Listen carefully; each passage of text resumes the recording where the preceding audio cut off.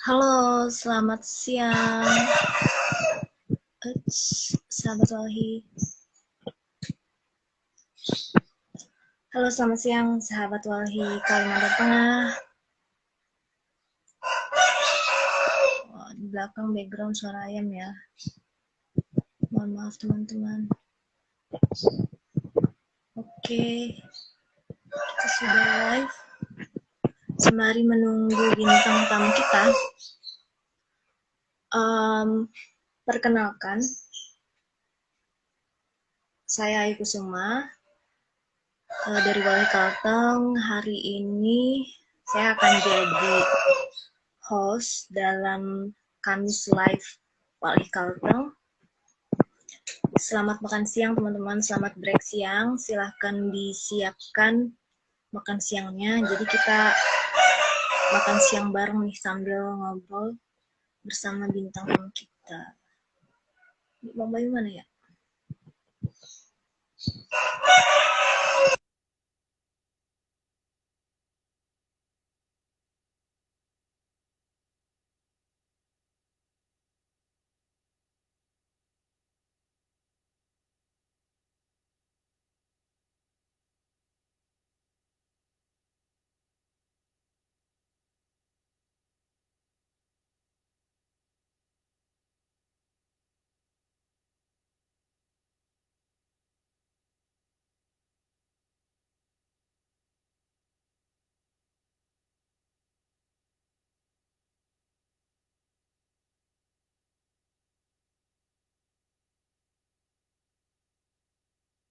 Oke, Bang Bayu udah di sini. Ayo Bang, masuk Bang.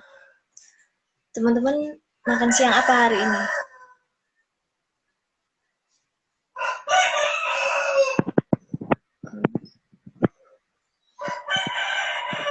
Oh, Kak Dita, topiknya hari ini mengenal lebih dalam tentang Walhi Kalteng. Sebenarnya untuk jawab-jawab beberapa pertanyaan yang sering masuk ke DM Instagramnya Walhi Kalteng. Kok Bang Bayu nggak bisa masuk ya? Di accept Bang Bayu, aku udah request. Teman-teman sebelumnya maaf ya karena suara ayam. Hai Bang. Ayamnya belum makan, jangan-jangan itu. Makanya kita makan siang bareng Bang. Bang Bayu makan siang apa dulu. Bang? Oh, enggak lah, kan kita makan siang bareng Bang. Aku udah menyiapkan mie goreng. Iya, sehat sekali Anda. Karena ini mendekati bulan tua ya. Jadi makannya mie goreng. Ini baru pertengahan loh, belum 20-an. Iya Bang. Anak muda. Bang Bayu apa? Makan apa? Tadi kelakai sama Mila goreng. Oh, sudah makan duluan nggak Bang? Iya enak lah aku makan ini. Serius Padahal makan. Kita judulnya aja makan Bang. Nanti muncrat kalau ngomong sambil makan. Kalian mukbang gitu, ngajakin teman-teman untuk makan siang bersama. Siapa tahu ada yang makan siangnya nggak ada temennya gitu kan. Jadi kita jomblo banget. Oke, kalau gitu. Nah, karena udah ada Bang Bayu nih yang akan menemani kita siang hari ini, kita udah bisa mulai nih sebenarnya. Jadi teman-teman, bukan teman-teman ya kalau Walhi Kalteng, sahabat Walhi Kalteng. Ini pertama kalinya Kamis live. Jadi memang judulnya itu makan Bang, pengennya tuh kayak mukbang gitu sambil makan sambil sekaligus gitu sambil diskusi sambil mengenal Walhi lebih jauh. Nah, jadi kawan-kawan bisa sahabat Walhi bisa sambil makan, bisa chat juga di sini makan siangnya apa hari ini.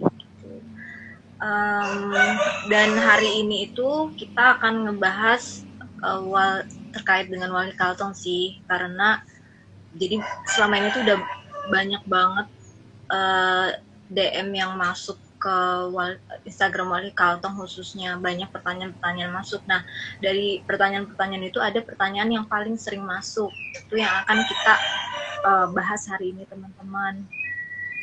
Selain memang belum tentu juga kan yang follow Wali Kaltong ini sudah mengenal Wali Kaltong, bisa jadi banyak juga yang sahabat-sahabat baru gitu. Jadi ini adalah momen kita berkenalan. Selain juga ini sebenarnya live pertama Wali Kaltong di Instagram yang kita yang hostnya. Ramai banget gitu. Di situ. Iya, di sini bukan hanya ada ayam, tapi juga banyak burung. Oke, kalau gitu kita perkenalan dulu nih. Tadi aku udah perkenalan Bang, udah perkenalan. Namaku.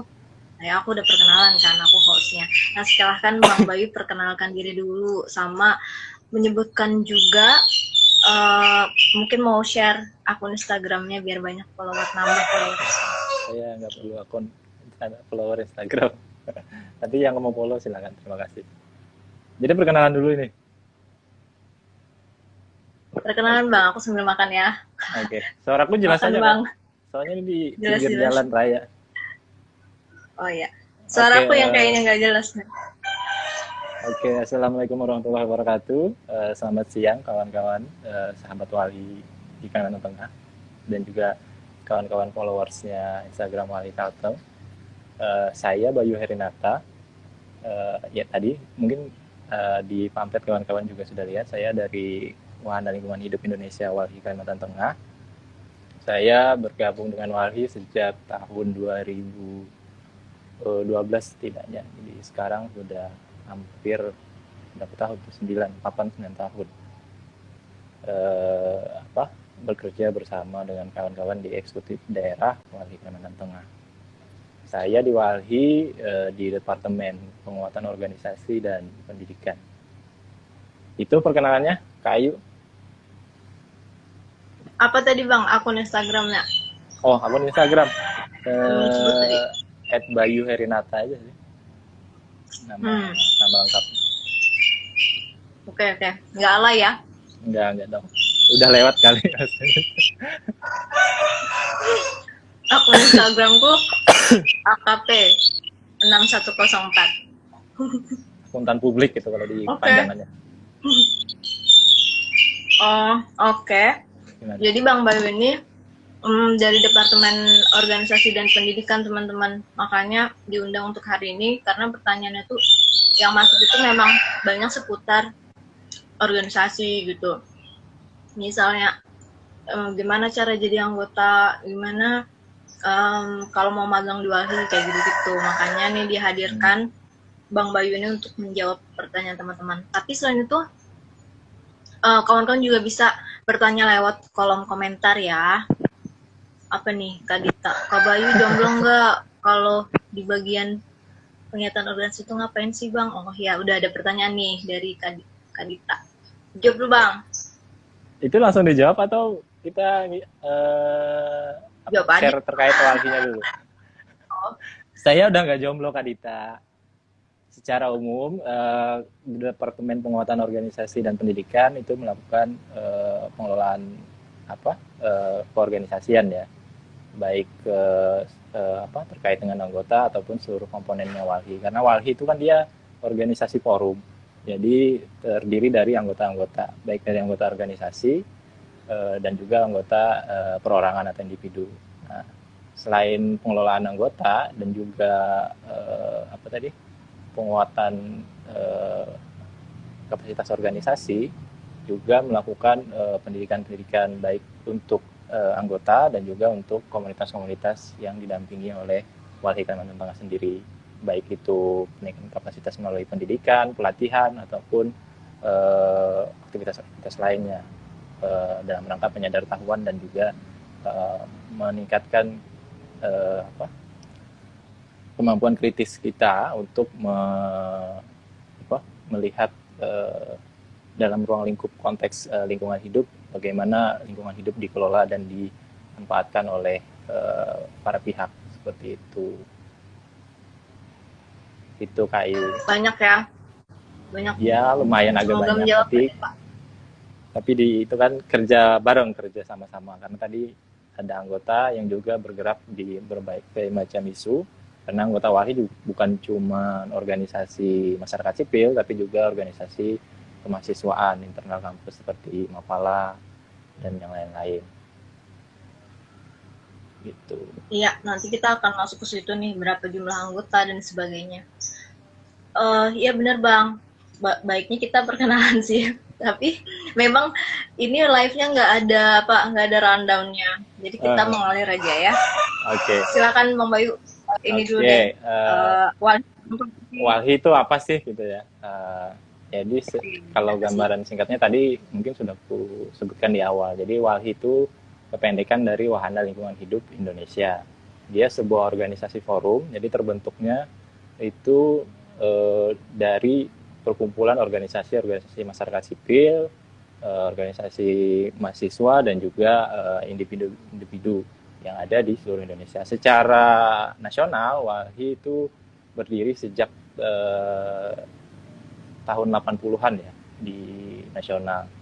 Nah, jadi WALHI tadi sampai saat ini itu ada di 28 provinsi di Indonesia. Anggotanya itu sudah seingatku itu hampir 500-an anggota organisasi, 400 lebih lah, 400 anggota organisasi dan 200-an lebih anggota perseorangan. Untuk di nasional, kedudukan WALHI nasional itu ada di Jakarta, di ibu kota negara, sedangkan di WALHI daerah atau eksekutif daerah itu ada di ibu kota provinsi. Kalau di Kalimantan Tengah itu di Palangkaraya. Nah, kenapa sih WALHI itu dibentuk atau didorong untuk lahir itu untuk mendorong terwujudnya pengakuan hak atas lingkungan hidup dan juga hak asasi manusia yang dilindungi juga sebagai bentuk dari tanggung jawab negara atas pemenuhan sumber-sumber penghidupan rakyat seperti itu. Nah, kita ke Kalteng, di Kalteng sendiri kalau sejarahnya WALHI itu juga hampir sama, berdiri atau terbentuk sejak periode tahun 1980. Waktu itu masih berbentuk forum daerah kalau saya tidak salah. Mulai berjalannya waktu, forum daerah itu aktif, ada anggota-anggota juga. Periode tahun 90-an itu sudah ada inisiasi untuk pembentukan eksekutif daerah. Tahun 95-96 itu WALHI eksekutif daerah Kalimantan Tengah itu dibentuk dengan seingat saya direktur pertama itu seorang perempuan, KW Yesi. Sampai dengan tahun 2017 yang lalu itu sudah ada setidaknya 1, 2, 3, 4, 5, 6, 7, 8 direktur yang memimpin WALHI Kalimantan Tengah. Yang terakhir ini ada Bang Dimas Novian Hartono sebagai Direktur Eksekutif WALHI Kalimantan Tengah periode tahun 2017-2021.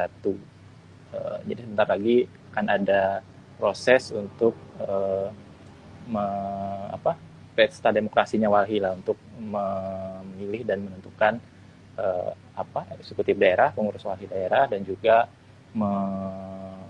merencanakan rencana-rencana kerja selama 4 tahun ke depan untuk kepengurusan yang selanjutnya. Di WALHI daerah sendiri itu ada sampai tahun ini itu ada 7 anggota, kalau saya boleh sebutkan 7 anggota organisasi dan ada 36 anggota individu yang tersebar di seluruh Kalimantan Tengah, baik dari profesi petani, mahasiswa, freelance dan juga masyarakat sipil.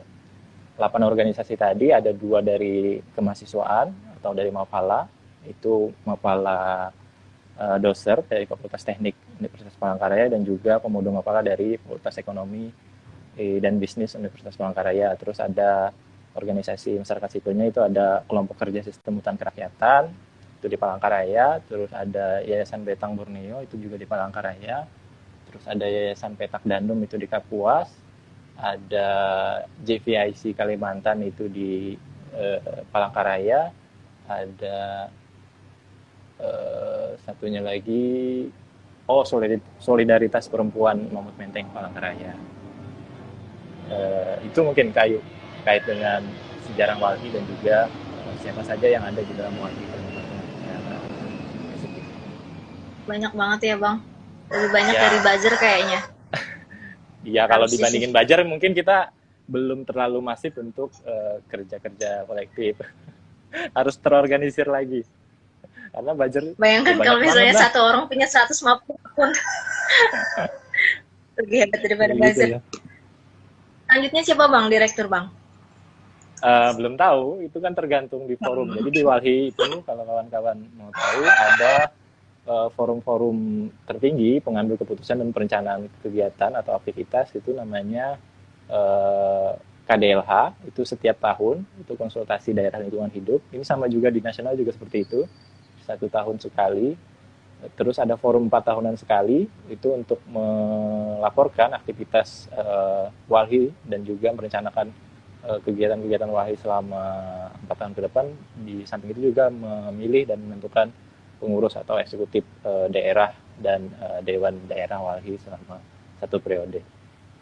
Seperti itu. Nanti di forum itu, di rapat-rapat tinggi itu nanti akan dibahas dan ditentukan rencana kerja, strategi dan segala macam, sampai siapa saja yang akan melaksanakan atau berbagi perannya seperti itu. Oke. Nah, anggota itu kan banyak banget. Gimana? Ya, dia sangat ingin tahu sih. Memang cerminan sahabat Walhi Kalteng itu memang harus selalu ingin tahu. Terus. Bagus. Nah, teman-teman bisa sambil makan ya. Soalnya ini judulnya makan Bang. Aku aja yang makan. Terus yang mau request untuk join video, makan nggak perlu join video ya. Makan masing-masing aja teman-teman. Nah, Bang Pai kan anggotanya itu banyak banget. Emang apa sih yang dilakukan dengan sebanyak ini anggota tuh, mau ngapain sih? Iya, karena anggota ini dia bekerja juga dengan isunya masing-masing atau fokus kerja masing-masing, jadi berbagi peran itu tadi. Jadi karena dalam perencanaan kerja kita menentukan isu apa yang ingin kita advokasi dan kampanyekan, makanya ini disepakati lagi siapa yang akan mengerjakan ini, didistribusikan semuanya terkait dengan permasalahan-permasalahan, terkhusus permasalahan lingkungan hidup yang ada di Kalimantan Tengah itu akan didistribusikan kepada anggota untuk kerja-kerja barengnya seperti itu. Misalnya terkait dengan Walhi menyebutnya pengakuan wilayah kelola rakyat. Skemanya atau bentuknya macam-macam kan dia. Kalau sekarang di pemerintahan itu kan ada perhutanan sosial dengan hutan desa, hutan masyarakat dan yang lain-lain, terus hutan adat. Nah, ini ada kawan-kawan di poker atau kelompok kerja sistem hutan kerakyatan yang sangat berkapasitas dalam isu tersebut. Mereka melakukan pendampingan kepada masyarakat dan proses awal penyedertahuan bagaimana mendapatkan aspek legal untuk mengelola dan memanfaatkan wilayah mereka, termasuk hutan yang ada di dalam wilayah mereka, disambungkan dengan program pemerintah. Mereka mendampingi itu dari proses awal pengajuan, terus mereka sudah dapat izin, terus bagaimana rencana kerja dalam pengelolaannya. Sebenarnya untuk mendapatkan dukungan yang lebih saja mengakses program-program yang ada itu. Terus tidak semua anggota tadi juga kapasitasnya adalah masyarakat sipil. Ada juga kawan-kawan mahasiswa atau Mapala ini, mereka memberikan informasi atau pengetahuan kepada ruang lingkup mereka atau ruang lingkup kampus, bagaimana kondisi lingkungan hidup saat ini di Kalimantan Tengah, apa yang menyebabkan terjadinya kerusakan lingkungan yang berdampak pada bencana ekologi yang terjadi hampir setiap tahun yang kita alami. Yang sekarang ini yang paling terasa misalnya adalah kebakaran hutan yang menyebabkan bencana kabut asap, di mana itu sangat berpengaruh dan mengganggu baik dari aspek sosial, ekonomi maupun kesehatan yang paling utama kan. Nah, mereka berperan di segi itu. Mereka memberikan atau menyampaikan informasi-informasi yang sekiranya dapat membuat masyarakat kita sadar terkait dengan kondisi lingkungannya, terus hak-hak mereka yang dilanggar, dan juga mereka bisa mengkritisi atau menuntut pemerintah sebagai pihak yang tadi saya bilang di awal, kenapa Walhi dibangun atau dibentuk itu agar negara dapat memenuhi dan bertanggung jawab atas lingkungan hidup yang baik dan sehat. Seperti itu, Kayu. Karena nggak bisa nggak bisa ngerjain sendiri ya negaranya ya. Ya, fungsinya masyarakat sipil kan salah satunya itu sebagai kontrol sosial, dan juga kita sebagai masyarakat sebagai kontrol sosial dari pemerintahan atau DPR yang kita pilih sebagai perwakilan kita di pemerintahan, seperti itu. Berarti teman-teman Walhi ini maksudnya yang bergabung dalam Walhi ini bukan hanya mereka yang kepo terhadap isu-isu lingkungan, tapi juga yang mau ambil peran, yang mau ngambil bagian gitu ya, Bang? Iya, secara umum mereka yang sadar tadi terkait dengan haknya dan ingin mencoba untuk lebih berperan atau berkontribusi dalam upaya satu pemulihan dan juga perlindungan lingkungan yang ada di wilayah kita, seperti itu. Bentuknya juga macam-macam kan, sesuai dengan kapasitas kita tadi. Kita sebagai masyarakat, mulai dari lingkungan kita yang terdekat, mulai dari keluarga kita, mulai menerapkan pola hidup yang sehat dan berkelanjutan, seperti itu. Aku nggak sehat tadi, Bang, makan mie ada minyak sawitnya. Kata siapa? Oh iya, itu berkontribusi terhadap kerusakan lingkungan. Nah, coba ini Bang jawab pertanyaan dari ini Kak Dita lagi nih. Ya. Kak Dita, apa sih bedanya Eknas dan Ede? Dede tuh apa fungsinya? Tapi dia tahu loh ada Dede. Wah, hebat loh dia. Keponya udah lebih expert. Ya, tadi secara umum bedanya eksekutif nasional dan eksekutif daerah, kalau dia eksekutif daerah dia akan fokus di isu-isu di tingkat daerah. Advokasi dan kampanye juga akan menyasar isu yang ada di daerah. Sedangkan di eksekutif nasional, berbagi perannya mereka akan melakukan advokasi di tingkat nasional dan juga menyambungkan isu-isu yang ada di berbagai daerah untuk menjadi satu suara dan disampaikan ke pemangku kebijakan di tingkat pusat, seperti itu. Jadi berbagi perannya seperti itu, eksekutif nasional dan eksekutif daerah. Terus tadi yang kedua, pertanyaan terkait dewan daerah itu sama halnya juga dengan bukan sama sih sebenarnya. Secara umum kerja-kerjanya adalah kerja-kerja politik. Jadi dia memperkuat eksekutif daerah untuk melakukan kampanye, terus lobby-lobby dan juga kerja-kerja politik lain. Lebih ke eksternal dan juga di internal. Di internalnya mereka melakukan pengawasan terkait dengan kerja-kerja Walhi yang dijalankan oleh eksekutif daerah dan anggota, bagaimana kerja-kerja tersebut atau advokasi yang dilakukan itu tidak melanggar statuta atau ADRT-nya Walhi dan juga nilai-nilai yang dianut oleh Walhi, seperti itu. Kurang lebih seperti itu perbedaan Eknas dan ED dan juga ruang lingkup kerjanya Dewan Daerah. Sama juga dengan Dewan Nasional, seperti itu juga. Memang nilai-nilai Walhi apa-apa aja, Bang? Oh, nilai Walhi. Kayaknya harus nyontek lagi nih. Jadi Walhi itu dia punya nilai-nilai yang mengikat mereka dalam melaksanakan aktivitas atau kerja-kerja baik advokasi dan juga pemenuhan HAM tadi. Yang pertama itu nilai terkait dengan hak asasi manusia. Jadi memastikan dalam setiap kerjanya itu terkait dengan pemenuhan HAM dan juga perlindungan HAM. Terus terkait yang kedua nilainya demokrasi. Jadi semua kerja-kerja, semua aktivitas itu dilakukan atas dasar demokrasi yang transparan atau terbuka. Yang ketiga itu keadilan gender. Jadi di Walhi dan jaringan kita bekerja dengan semua organisasi, semua komponen yang ada tidak memandang suku, ras, agama, dan juga gender. Terus yang keempat itu keadilan ekologis. Jadi bagaimana sebenarnya pembangunan atau pemanfaatan sumber daya yang ada ini itu memperhatikan keadilan ekologis.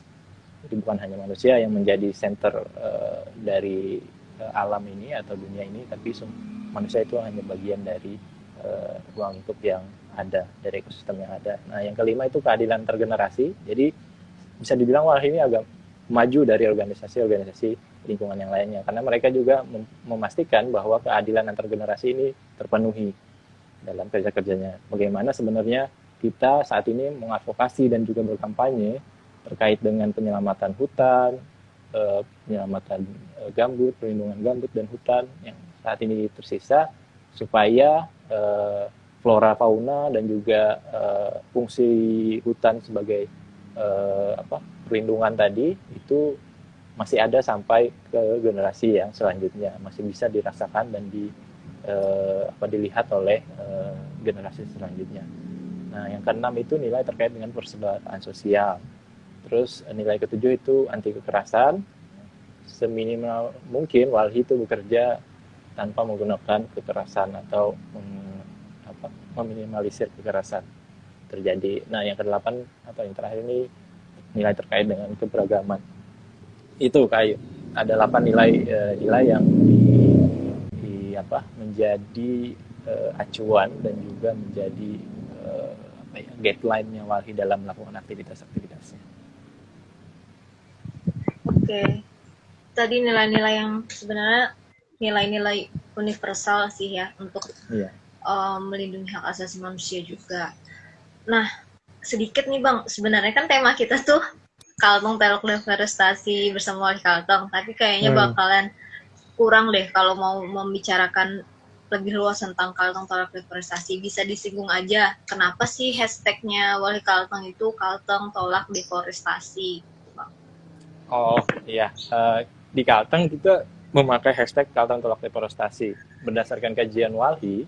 Mungkin kawan-kawan tahu nggak sih apa itu deforestasi? Kalau nggak tahu mungkin sedikit gue kasih gambaran. Jadi deforestasi itu secara umum artinya adalah perubahan dari suatu kawasan atau area yang memiliki tutupan atau tegakan pohon yang baik dan bagus, itu dirubah menjadi bukan hutan atau tidak memiliki tutupan hutan. Sedangkan sebelumnya sudah aku jelaskan bahwa hutan itu dia memiliki fungsi yang cukup bukan cukup sih, sangat-sangat penting dalam keberlangsungan kehidupan, karena dia sumber oksigen, sumber serapan air, mencegah erosi dan lain-lain. Bencana alam itu bisa dicegah jika hutan kita baik. Nah, tadi kalau di Kalimantan Tengah kita muncul atau kita naikkan hashtag tolak deforestasi, Kalteng Tolak Deforestasi, karena berdasarkan kajian awal di Kalimantan Tengah periode setidaknya 2000 sampai 2014 atau 14 tahun itu deforestasi terjadi di Kalimantan Tengah itu sangat masif. Itu hampir kalau tidak salah 3,1 juta hektar sama periode itu. Nah, itu sangat besar ya perubahan hutan yang terjadi di Kalimantan Tengah yang berakibat kepada tadi bencana-bencana alam dan bencana ekologis. Tapi lebih banyak ke bencana ekologis kalau kami melihatnya. Kenapa itu semua bisa terjadi ya? Salah satu aktor penyumbang deforestasi terbesar di Kalimantan Tengah adalah industri ekstraktif atau industri lahan skala besar yang merubah tutupan lahan, baik untuk perkebunan monokultur, bisa itu kebun sawit ataupun industri ekstraktif yang lainnya, pertambangan dan juga hutan tanaman industri. Belum lagi pembukaan hutan atau rawa gambut untuk program-program pemerintahan itu juga menyumbang terjadinya deforestasi, di mana secara umum semua deforestasi yang terjadi tadi itu berperan kepada meningkatnya dan terjadi lebih cepatnya pemanasan global yang berakibat pada perubahan iklim, di mana kita sudah mulai merasakan saat ini di banyak daerah juga sudah kelihatan perubahan iklim itu nyata dan sudah ada di depan rumah kawan-kawan sendiri. Salah satunya cuaca yang tidak menentu, yang terbaru misalnya kawan-kawan di daerah hulu, di Kamandau, di Delang dan di Batangkawa ini yang sebelumnya tidak pernah kebanjiran sekarang sudah mulai kebanjiran. Air sudah tinggi dan sudah beberapa ruas jalan lintas provinsi yang menyambungkan antara yang menyambungkan antara Kalimantan Tengah dan Kalbar itu putus. Itu bisa dibilang bagian dari dampak atau akibat dari perubahan iklim. Belum lagi cuaca yang tidak menentu mengakibatkan kepada aktivitas sosial masyarakat yang tidak terprediksi. Nah, atau Wahai Kalimantan Tengah berangkat dari itu kita menggaungkan untuk pemerintah sebagai kebijakan itu melakukan upaya-upaya dan juga mengeluarkan kebijakan-kebijakan yang dapat setidaknya memperlambat terjadinya deforestasi yang menjadi salah satu faktor penyebab perubahan iklim di Indonesia dan di dunia. Mungkin itu semoga bisa memberikan gambaran kenapa kita naikkan hashtag Kalteng tolak deforestasi. Iya, makasih Bang Bayu. Jadi teman-teman tadi Delang dan Batangkawa itu di Kabupaten Lamandau, Provinsi Kalimantan Tengah. Jadi 1 tahun terakhir ini tuh terjadi banjir gitu di sana, padahal sebelumnya tuh nggak pernah banjir karena kan mereka emang berada di lokasi yang tinggi gitu, memang di dataran tinggi, jadi agak aneh aja sebenarnya teman-teman. Nah itu ketika hujan turun kok sekarang banjir gitu sih tadi. Sama tadi aku coba ngecek nih Bang, mungkin kan teman-teman gak kepikiran 3,1 juta hektar itu berapa luasnya. Aku searching 3,1 juta hektar itu lebih dari 30.000. Enggak lapangan bola lagi Bang, kalau ini karena 3,1 juta hektar itu lebih dari 30.000 kilometer kubik, artinya lebih luas dari Korea Selatan cuman 100,210 kilometer kubik kalau aku nggak salah. Persegi atau kubik? Persegi ya, kubik itu 3 ya Bang. KM2 bacanya apa? KM2 itu kilometer persegi. Oh, persegi. Iya, persegi. Atau ini deh, Jakarta itu 661,5 km persegi. Nah, itu berapa kali? Hampir 5 kali lipatnya, ya kan? Lebih. 500.000. Gede banget ya. Ya, hampir 5 kali Jakarta berarti teman-teman. Sahabat Wali. Nah, ini ada dari obrolan kita ini ada banyak banget isu yang perlu lagi di diskusi selanjutnya. Suaranya putus-putus. Nggak bisa. Ya, Bang Bayu yang agak-agak. Suaranya putus-putus. Kayaknya sinyal apa deh? Ya, gimana? Ya sinyalnya Bang Bayu. Soalnya sinyalku bagus. Oke. Iya Bang Bayu bagus nih. Nah, jadi nanti kita akan sinyalnya Bang Bayu yang nggak bagus. Jadi kita akan nanti kita akan adakan diskusi lanjutan untuk topik yang kita rasa kayaknya perlu deh dibahas lebih lanjut gitu, karena memang kurang banget kan waktunya, ini cuma 1 jam. Ini udah berapa setelah lama? Ada hashtag hampir udah lewat setengah jam. Yang tadi belum kejawab gimana caranya mau gabung sama Wali? Belum Bang, itu aku belum masuk pertanyaan itu.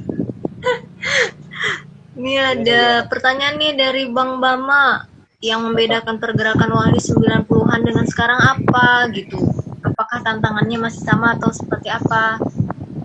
Bang Bama.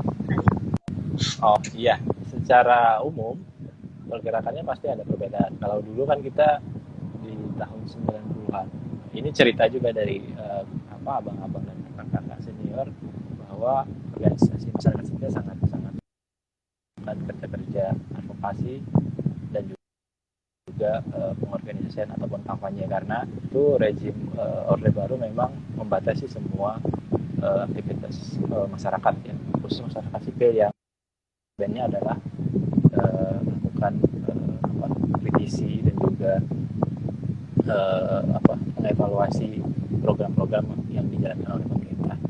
Nah, sangat berbeda sekali dengan periode saat ini, karena saat ini di era keterbukaan informasi publik dan juga kebebasan berpendapat dan berorganisasi, kita memiliki celah atau pintu yang lebih banyak untuk menyuarakan hak-hak dan isu-isu yang ada di wilayah kita, dan juga pintu itu bisa lebih cepat direspon atau disampaikan dan ditanggapi dengan menggunakan media-media yang ada saat ini, baik platform di internet, media sosial yang ada, ataupun alat-alat elektronik yang lainnya, atau kemudahan informasi yang lain seperti itu. Perbedaannya di teknologi itu ya Bang. Tapi kan sekarang ada undang-undang ITE. Suaramu hilang. Kedengeran nggak? Iya, iya. Aku ya. Tapi kan sekarang kita juga ada hilang itu juga undang-undang ITE. Iya, undang-undang. Nah, Wali Kalteng juga sebetulnya kan pernah sidang juga loh Bang.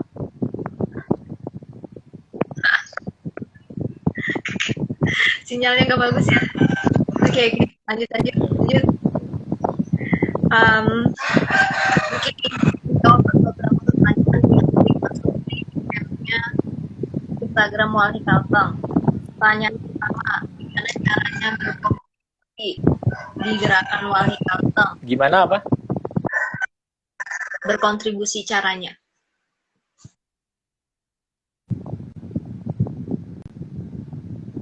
Berkontribusi di gerakan Wali Kalteng.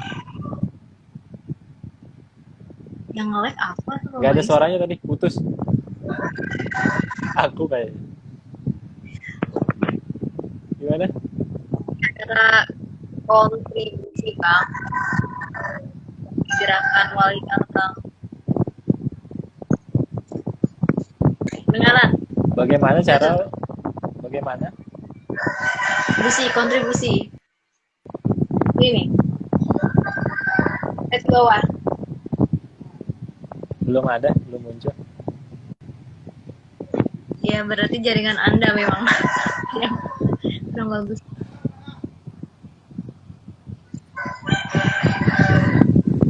Nggak ada muncul di chat. Aku udah ngirim loh. Nggak ada. Ini terakhir chatnya itu ada Salis bergabung. Jauh banget Bang. Ini udah ada pemuda sehati bilang suara kipasnya Bang.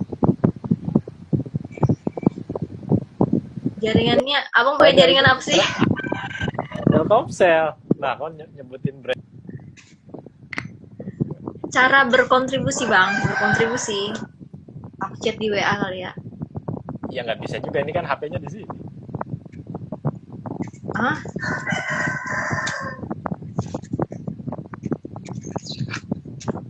Itu tuh. Aku udah kirim. Mungkin jaringannya disabotase. Tidak boleh seuzon begitu, pemuda sehati. Minimal 2 alat bukti, pemuda sehati.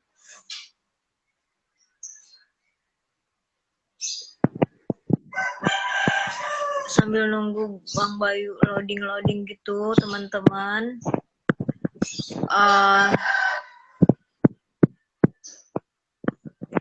Kalau masih ada pertanyaan silahkan.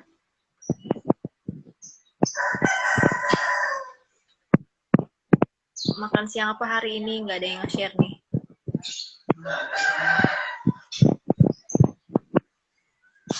Oke. Semoga break makan siangnya menyenangkan ya bersama Wali Kalteng. Nah, dia kelempar dong. Oke, gimana makan siangnya nih? Makan siang bareng Wali Kalteng, aku udah habis mie-nya. Pemuda sehati makan siang apa hari ini? Nah, oke. Dia join lagi.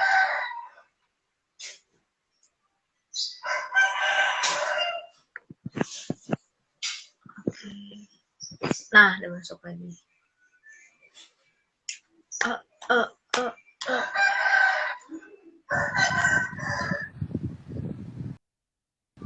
Yeay, kembali.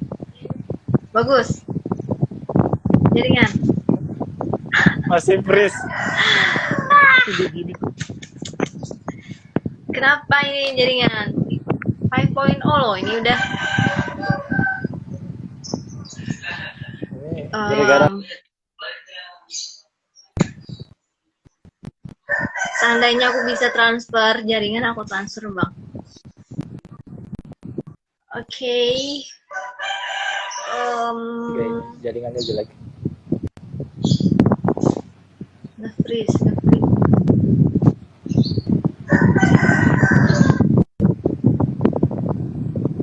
Nggak bisa, nggak dengar, nggak kedengeran. Dengar. Nggak bisa bang. Udah. Oh udah. Ini bentar lagi kok ini bang. Gimana cara berkontribusi di gerakannya Wali Kalteng? Ya, kalau kamu organisasi, kamu bisa gabung di anggota Walhi. Bisa apa? Bisa lebih kenal dan lebih bagaimana Walhi, dan juga tadi cara-cara kerja Walhi, dan juga bagaimana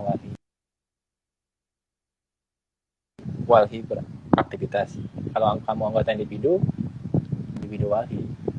Jadi semua aktivitas atau semua isu yang kamu, salah satu privilege-nya, salah satu keuntungan menjadi aktivitas advokasi dan kampanye yang kamu lakukan akan disupport oleh Walhi, baik dari strategis sampai ke logistik kalau dia memungkinkan seperti itu. Dan kalaupun agak terlalu berat menjadi anggota Walhi, kamu bisa tetap berkontribusi untuk gerakan perlindungan dan penyelamatan hidup yang ada di Kalimantan Tengah itu dengan share semua informasi dan data menggunakan gawai dan media sosial kamu ke ruang lingkup ya paling kecil tadi aku bilang adalah keluarga dan pertemanan kita. Banyak informasi yang seharusnya bisa kita sampaikan ke masyarakat terkait dengan kondisi lingkungan hidup yang ada di Kalimantan Tengah, dan juga bisa memberikan input-input atau saran-saran kepada Walhi yang nanti bisa disampaikan ke pemangku kebijakan atau pemerintah yang ada. Itu untuk gabung di Walhi tadi, kalau organisasi atau anggota individu bisa bersurat ke Walhi Kalimantan Tengah, penuhi syarat-syaratnya, nanti akan dilakukan verifikasi, terus akan ditetapkan menjadi anggota kalau memenuhi syarat itu di forum-forum tertingginya Walhi di KDLH atau DPDLH tadi. Selain itu juga kalau mau ikut dalam aktivitas Walhi, di Walhi juga melakukan kegiatan pendidikan. Itu ada namanya pendidikan kader Walhi, atau kalau sebelumnya bilang pendidikan kader rakyat Walhi. Itu biasanya kami laksanakan setahun kali. Itu untuk menyampaikan tadi apa itu Walhi, bagaimana nilai-nilai yang dianutnya, terus bagaimana mereka melakukan kerja-kerja advokasi dan kampanye, terus juga banyak hal terkait dengan perjuangan dan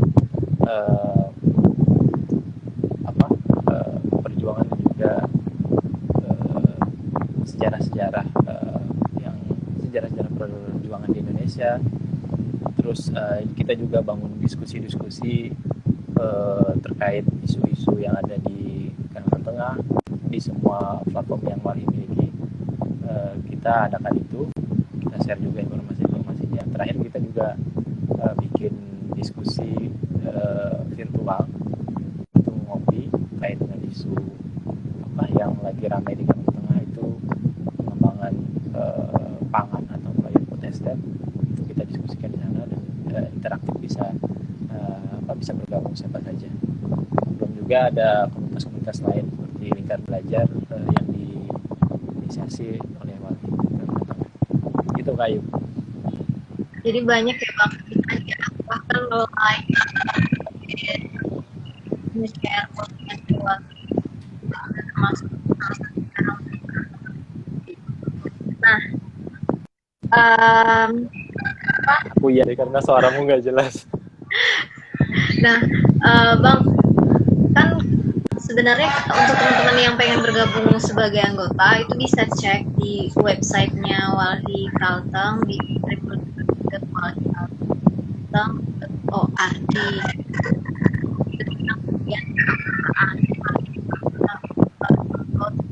Ya, lalu kita kirimkan ke Walhi Kalteng juga proses verifikasinya. Aku sendiri gagal di oke.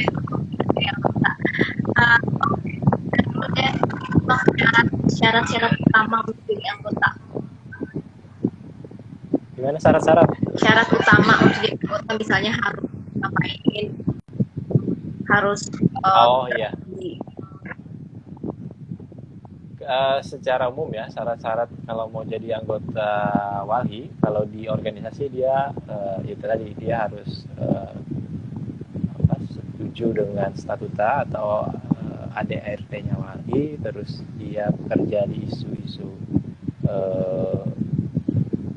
keadilan lingkungan dan hak asasi manusia tadi, terus tidak melakukan kejahatan lingkungan, terus bukan organisasi yang terafiliasi dengan partai politik atau organisasi-organisasi terlarang. Secara umum itu kalau untuk organisasi, dan juga melakukan ya yang pastinya sudah melakukan dan sedang melakukan kerja-kerja advokasi atau hak asasi manusia di Kalimantan Tengah. Terus untuk individu kurang lebih sebenarnya tadi yang paling penting dia bukan paling salah satu yang menjadi poin adalah bukan ASN, TNI Polri ataupun bekerja di organisasi-organisasi yang merusak lingkungan atau melanggar hak asasi manusia. Yang lainnya lebih banyak administratif, mengirimkan CV, surat pernyataan, terus membuat sebuah tulisan terkait dengan kerja advokasi atau kampanye yang dilakukan, dan juga mendapatkan rekomendasi dari untuk kedua tadi, organisasi dan anggota individu, itu mendapatkan rekomendasi dari setidaknya minimal 3 anggota Walhi atau 30 anggota individu. Jadi kawan-kawan sebelum mendaftar bisa main-main dulu ke anggota organisasi Walhi atau anggota individu. Itu di website ada dicantumkan siapa saja anggota Walhi, bisa main di kantor mereka untuk kenalan dan lebih kenal dengan organisasi tersebut, mereka kerjanya di isu apa, bisa langsung minta surat rekomendasi kepada organisasi anggota Walhi tersebut untuk dilampirkan dalam surat permohonan menjadi anggota Walhi. Itu Kayu. Oke, jadi kayak gitu sahabat Walhi yang mau bergabung, tapi kalau misalnya masih ada masih bingung, bisa dibaca langsung di website Walhi Kalteng ya. Nah, pertanyaan tadi bisa chat email juga. Oh ya, dan juga untuk kontaknya itu bisa cek di profile Walhi Kalteng, itu ada link tautan, juga dipilih aja mau website. Sudah ada shortcutnya. Ini pertanyaan juga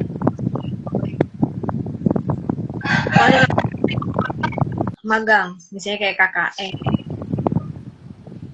Magang nerima nggak? Magang nerima. Jaringannya.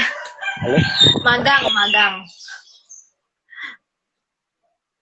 Soalnya itu salah satu pertanyaan juga yang sering masuk. Kalau magang boleh nggak?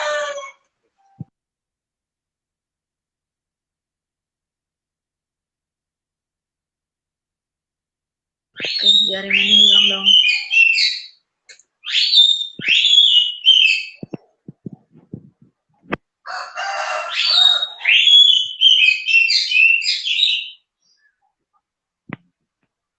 Terpental.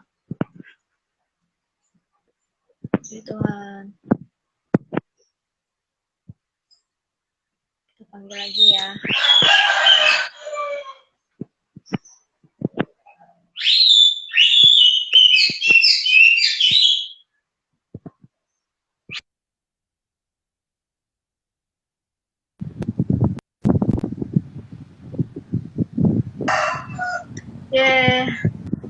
Super sekali hari ini ya live-nya.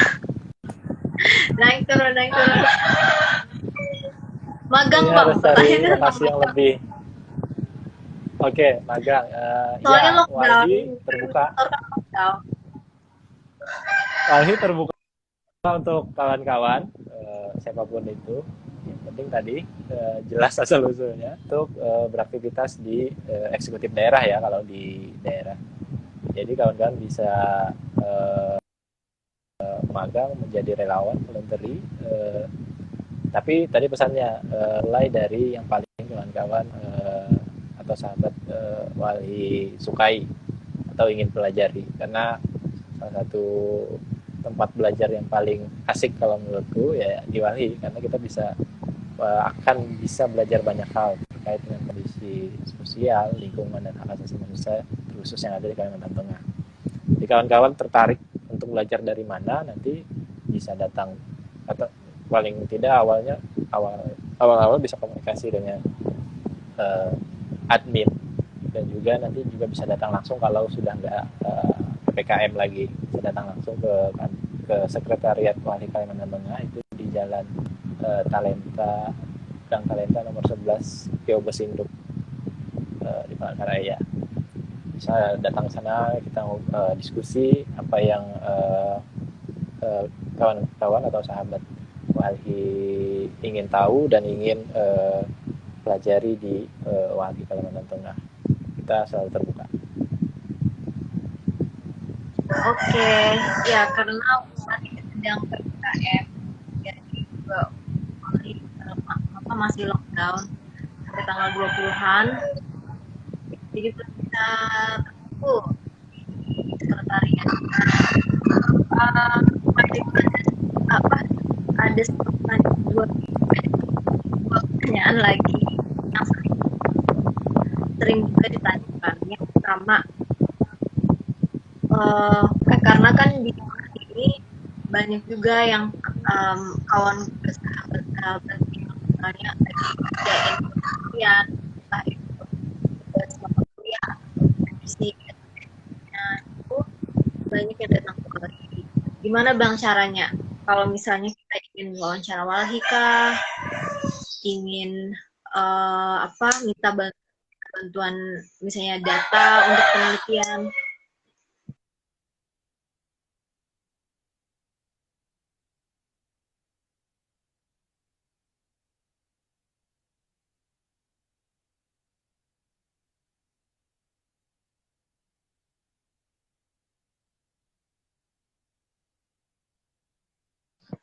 Hilang lagi dong.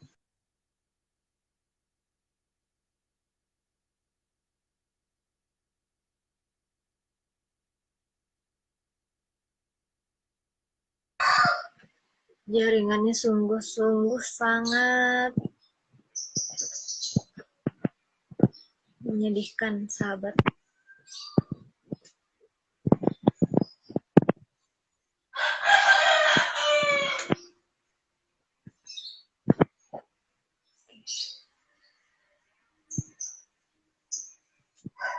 Nah, jadi buat sahabat Wali memang malam ini ada sedih tolong ya karena ini diganti karena mendung ini kayak gini. ini bang, biasanya kan banyak kayak yang nanya mau interview sama cara gimana caranya.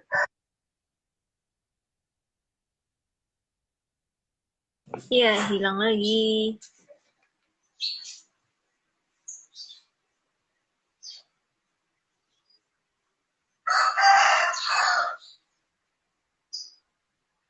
Ya.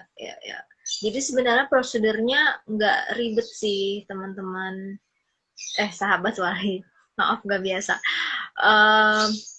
Kalau misalnya sahabat memang pengen misalnya pengen wawancara atau interview atau pengen minta data gitu spesifik dari Walhi Kalteng ya.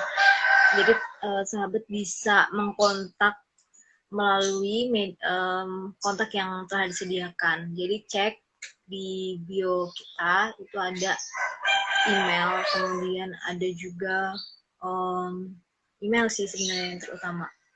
Sebenarnya ada, soalnya kan masih belum punya nomor WhatsApp gitu. Jadi silahkan pakai email aja atau nge-DM juga boleh.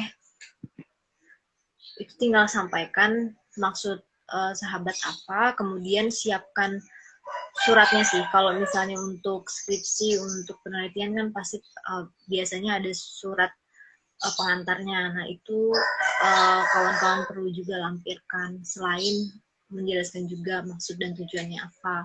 Nanti email atau permohonan yang masuk itu akan diteruskan ke tim, khususnya ke Direktur Walhi Kalimantan Tengah. Jadi biasanya direktur itu akan melihat apa maksud dari surat permohonan itu dan kemudian menyediakan misalnya ini kayaknya bagus untuk wawancaranya sama si ini gitu. Jadi dia akan mengarahkan gitu. Sebenarnya nggak ribet. Jadi silahkan aja hubungi kami. Selain itu, ada satu pertanyaan terakhir yang sering muncul juga di DM sih. Yaitu bagaimana biasanya kan karena Walhi Kalteng itu sering mendampingi konflik dan kasus di masyarakat. Nah bang, pertanyaan terakhir setelah itu boleh go. Semoga nggak tendang lagi. Nggak, terakhir karena kadang ada juga yang nge-DM dan bilang kalau kami masyarakat atau dia sendiri pribadi sedang menghadapi satu kasus gitu berkaitan dengan lahan atau sengketa berkaitan dengan lahan atau sumber daya alam misalnya kayak atau pencemaran kayak gitu bang. Nah orang-orang seperti ini biasanya mereka akan minta bantuan dari kontrak atau gimana apa yang harus dilakukan gitu. Ada saran nggak kalau sahabat yang menghadapi permasalahan itu dan mau perempuan gimana? Oke, ya kita sering mungkin kawan-kawan di tim medsos juga sering dapat japrian dari masyarakat yang melaporkan bahwa mereka sedang dalam proses atau dalam kasus konflik di desa atau di wilayah mereka. Nah di Walhi sendiri atau di Walhi Kalteng sendiri itu kami biasanya tidak serta-merta langsung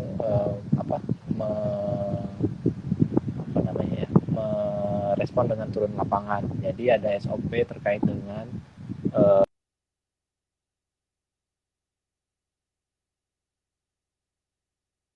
kasus. Biasanya informasi-informasi awal yang disampaikan baik melalui media sosial ataupun telepon ataupun SMS kepada pelahiran atau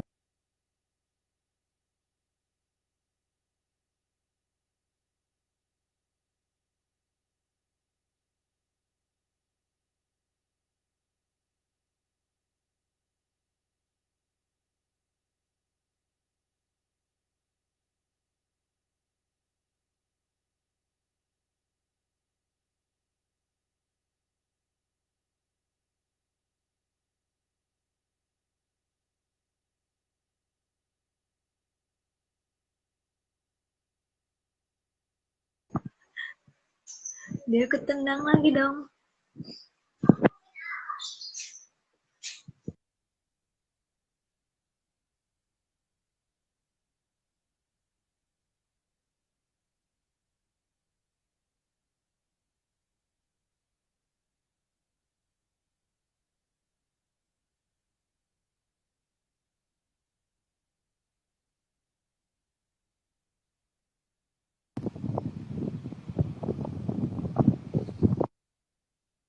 Lanjut. Sampai mana tadi? Oh ya, tidak serta-merta langsung direspon untuk turun ke lapangan dan melihat kondisi di lapangan. Jadi kami di Wali juga perlu untuk mengumpulkan informasi dan data-data awal yang perlu kami analisis, dan kami kami bentuk juga tim yang akan untuk memverifikasi data awal tersebut ke lapangan tadi. Jadi tahapannya seperti itu, yang habis dilaporkan terus Wali datang untuk memverifikasi dan mendampingi masyarakat, tapi kita perlu untuk mengumpulkan data-data tambahan, menganalisanya baik dari aspek hukum dan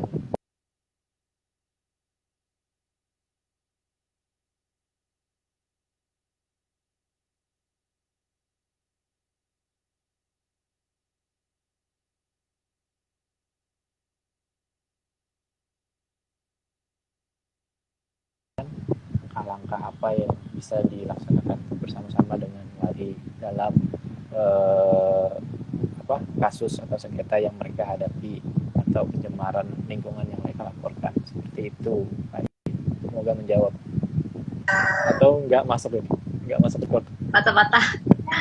Jadi intinya yang punya kasus atau sengketa yang mau dikonsultasikan itu kita menyiapkan dulu dokumentasinya, jadi supaya bisa ya, kelengkapan dokumentasi seperti itu harapannya ada sebelum disampaikan ke Wali. Atau ada bisa disusun atau disiapkan bersama-sama dengan ada di Wali Kalimantan Tengah. Seperti itu. Oke Bang. Bang, coba deh ada filter lucu. Oke Bang, itu sih. Habis ini apa? Pertanyaan terakhir. Itu tadi pertanyaan terakhir sih Bang. Lucu-lucu nih. Siap. Serem nih ya. Di mana filternya? Ada yang kayak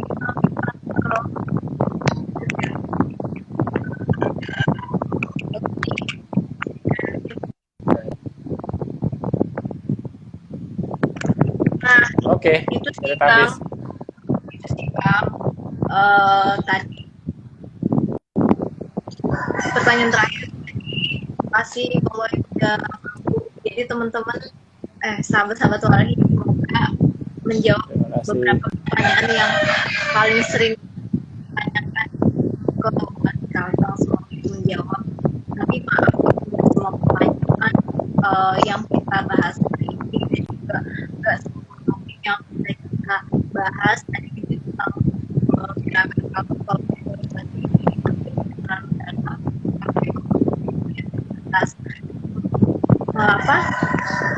untuk hari ini benar-benar baru ke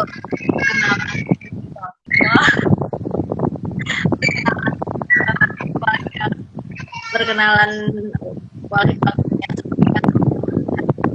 kita merasa lebih kenal dengan Wali Kalteng dan juga jadi ruang kita untuk berinteraksi. Semoga live hari ini bisa menemani sahabat break makan siang. Semoga break makan siangnya lebih menyenangkan Wali Kalteng dan di sini. Sampai jumpa di sama ini 1 jam lebih. Iya, lumayan 1 jam. Sampai jumpa di live selanjutnya. Wow. Sampai jumpa. Makasih Mbak Bayu. Salam Ade dan Lestari. Terima kasih sahabat Walhi semuanya. Lestari. Lestari.